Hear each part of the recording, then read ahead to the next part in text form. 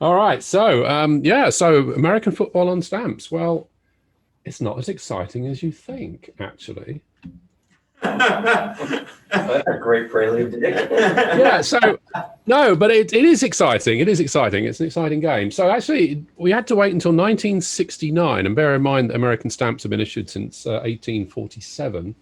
We had to wait until 1969, and in fact, it's actually college football centenary that gets the $6, the 6 cent stamp here in September of So 1969. Dick, we're not seeing if you're showing a screen of stamps, we're not seeing it yet.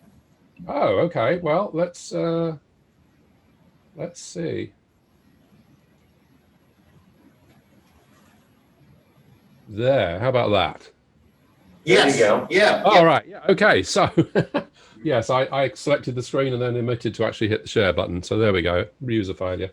Okay. So yeah, first US stamp to feature football was the college football centenary. You had to wait until 1969. However, let's see.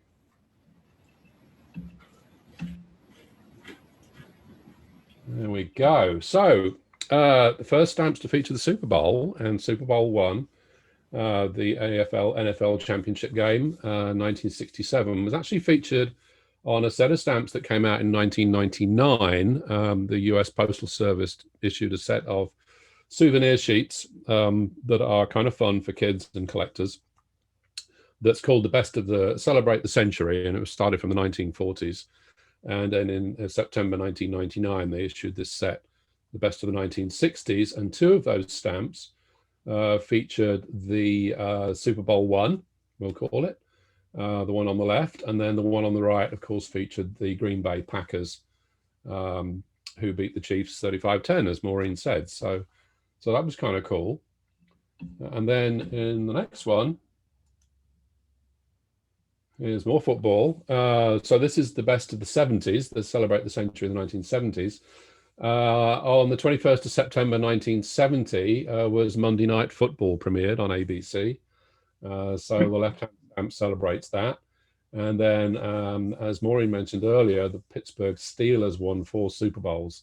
So the Super Bowl 9 in 75, 10 in 76, 13 in 79, and 14 in 1980. So they get a stamp.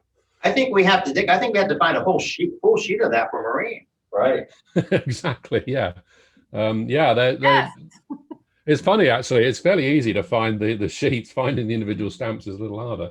But a lot of people, obviously, of dealers have bought the sheets and then, Parted them out. cut them up. Yeah. So it's these are all pretty common. I think I got the entire set, all of the stamps you're going to see here, I got for $16 total. So wow, I'm not talking expensive stamps. So in celebrating the century in the 1980s, we've got the 49ers winning 4 Super Bowls in 82, 83, 88, and 89. Again, that's that part of that souvenir sheet. So notice these are all covering the teams. We do have here is the players. Now, there's a nice set. This was a set that came out. The one on the left was an individual that came out in 1984 featuring Jim Thorpe, who was a Hall of Famer who played with the Canton Bulldogs in the 1920s. So his wiki page is quite interesting in and of itself.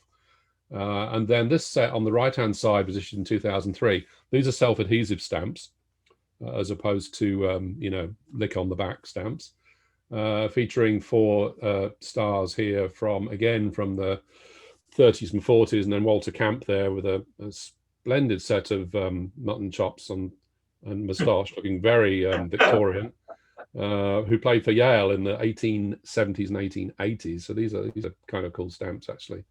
They're really nicely printed. And then in 97, we get a set of the famous coaches.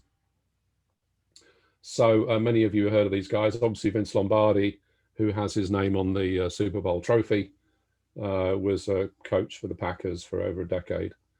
And some of these other guys, I'd heard of Hallis. I hadn't heard of the other two because obviously they're older. But many of you, I'm sure, have heard of these guys. So that's kind of it. Except you think, well, there's not that many stamps, right, to cover American football. So what about the other sports? This is just a sort of a bit of trivia, but hockey only gets 3, mainly because of the Olympics.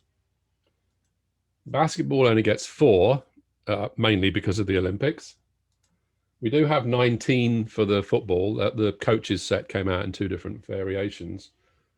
But of course, as you can imagine, baseball, 49 stamps, including the first one issued in 1939 to commemorate the centennial of baseball. So another piece of trivia, Maureen mentioned Joe Namath earlier of the Jets. Wouldn't you think he'd be on a stamp to commemorate, a great footballer? Well, of course, he's still alive, and no living people are on US stamps.